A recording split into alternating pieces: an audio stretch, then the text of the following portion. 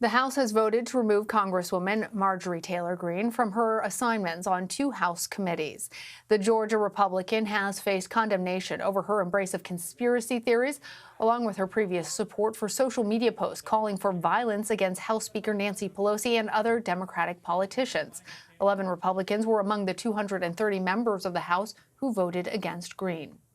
Meanwhile, House impeachment managers also called on former President Trump Thursday to testify under oath, either before or during his Senate impeachment trial. The trial is set to start next week. Mr. Trump is charged with inciting an insurrection following last month's deadly assault on the U.S. Capitol. But the former president's lawyers say he will not be testifying. CBS News congressional correspondent Kris Van Cleave has the latest. In an unexpected twist tonight, House Democrats call on the former president to testify under oath for his impeachment trial next week. Citing Mr. Trump's lawyers, who earlier this week echoed his baseless claims of election fraud, Democrat Jamie Raskin wrote Mr. Trump's testimony was necessary because his lawyers had denied many factual allegations set forth in the article of impeachment. The Trump legal team made it clear the former president would not accept the invitation, dismissing it as a public relations stunt. And on the House floor, we are dealing with conduct that brings shame on this House. Democrats moved to strip Georgia's Marjorie Taylor Greene of her committee assignments. These were words of the past, and these things do not represent me. After she tried to walk back a host of controversial comments, denying 9/11. And the so-called plane that crashed into the Pentagon. I also want to tell you 9/11 absolutely happened. Claiming school shootings were staged. There would be no mass shootings at schools. You see, school shootings are absolutely real. An ardent Trump supporter, Greene has espoused QAnon conspiracy theories, anti-Semitic rhetoric, and appeared to support the execution of prominent Democrats. It's a crime punishable by death, is what treason is. Nancy Pelosi is guilty of treason. I was allowed to believe things that weren't true, and that is absolutely what I regret. Last night, House Minority Leader Kevin McCarthy refused to remove Greene from the Education and Budget committees after she apologized to colleagues behind closed doors. It's just so unfortunate. You would think that the Republican leadership in the Congress would have some sense of responsibility to this institution. The controversy has voters back in her Northwest Georgia district talking.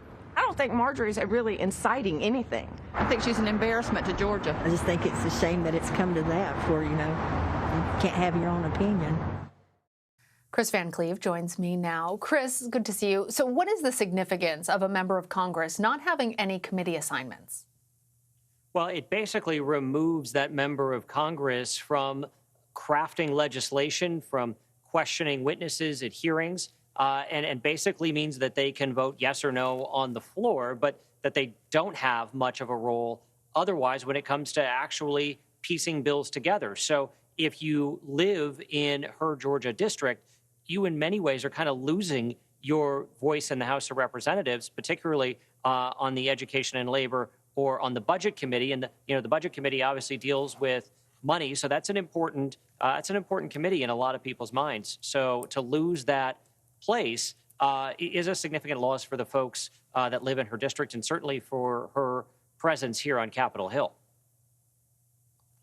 Yeah, House Republicans actually had to go on the record in a vote regarding their own colleagues. And some of them did cross party lines in order to vote that she should be stripped of her committee assignments. How much of a difficulty did this place on Republicans as they had to do a bit of soul searching, I guess? Well, yesterday we saw in a secret ballot, many Republicans, 145, break towards the establishment away from perhaps what you could call the Trump wing of the Republican Party. This is different because they're putting their name down in the public record. And it is well known that Representative Greene is a supporter of the former president. She has said publicly that she has Mr. Trump's support. So for a lot of Republicans, it is a choice. Do you publicly go out against her and vote for her to lose her committeeship?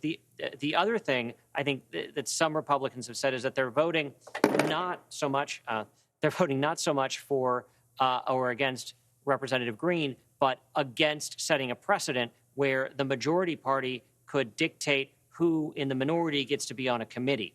And that we have seen some statements, including from at least one of the 10 Republicans who voted to impeach former President Trump after the attack on the Capitol. She said she was voting no, not because she was comfortable with Representative Greene's comments, but because she didn't want to see that precedent set.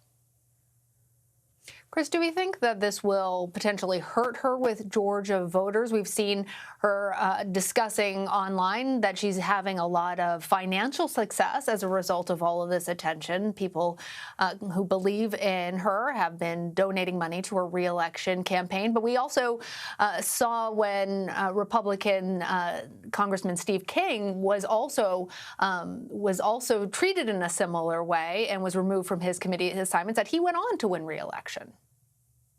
So King, who did eventually lose a primary, he was pulled off of the Agriculture Committee and represented a committee in Iowa that does more agriculture business than just about anywhere else in the country. So that loss to him was clearly felt in his district. I think it's an open question how this impacts Greene. Very early in her congressional career, she's a newly elected freshman legislator. She won about 75% of the vote in her district. She remains very popular with Republicans nationally, although not necessarily well known in detail. And when we talked to voters in her district today, we got kind of a mixed bag of reactions. So I think it remains to be seen. Also, if you see a change in her rhetoric and the way she communicates, it's possible that this kind of blows over. It's also possible she doubles down. Now, certainly, Representative Greene is very good at getting attention on social media, getting on to the right-wing television cable channels. So she can have a high profile on the Hill. It just won't be when it comes to actually making laws. That's interesting. And I should clarify that King won his first reelection after losing his committee assignment. But as you say, he did go on in the next election after that first reelection to lose in the primary. Let's talk a little bit about the Senate's vote-a-rama. It's happening right now. Democrats trying to pass a budget resolution to fast-track President Biden. It's a $1.9 trillion coronavirus relief bill. How soon could Americans actually see relief once this process is done playing out? So the process that's going to play out overnight tonight into the wee hours of Friday morning really just moves the process one step further. They're not actually passing a COVID relief bill tonight. They are passing basically the foundation that lets them build the bill. So you're still several weeks away from seeing that happen. Senate Democrats are hoping that they can pass a bill by early March. That would get it to the president's desk and give states a couple of weeks to update their unemployment systems so that that additional unemployment money would continue to flow on to people. So we could be 3-4 weeks away, which is the Senate moving pretty quickly. And Kris, one last question before I let you go. I want to ask you about the impeachment trial of former President Trump. House impeachment managers on Thursday called on Mr. Trump to testify next week. What is their argument for why they need to hear from them directly? And then is there actually any chance that he might appear? Well, House impeachment managers say they believe they could compel the former president to appear. That would be an interesting question of law. And so far, the president's lawyers have said he's not going to appear. They called this all a publicity stunt. But the House impeachment managers are saying because his lawyers echoed the former president's baseless claims of election fraud in their filing, that it raised issues that the president needs to answer for under oath as part of his trial. It seems unlikely that you're going to see Donald Trump on the Senate floor testifying, but House impeachment managers say they may have the authority to compel him to show up. All very interesting. All right, Kris, thank you. Sure thing.